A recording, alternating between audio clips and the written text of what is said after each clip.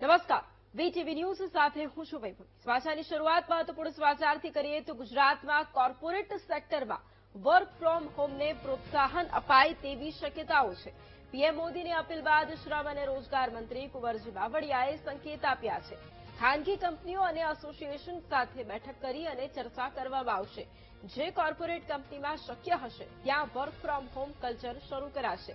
દરેક જગ્યાએ ઓનલાઈન કામ શક્ય હોતું નથી, પરંતુ જ્યાં શક્ય બનશે ત્યાં વર્ક ફ્રોમ હોમ લાગુ કરાશે। તમામ નિર્ણયોમાં પ્રોટોકોલ અને વહીવટી નિયમોનું સંપૂર્ણપણે પાલન કરવામાં આવશે।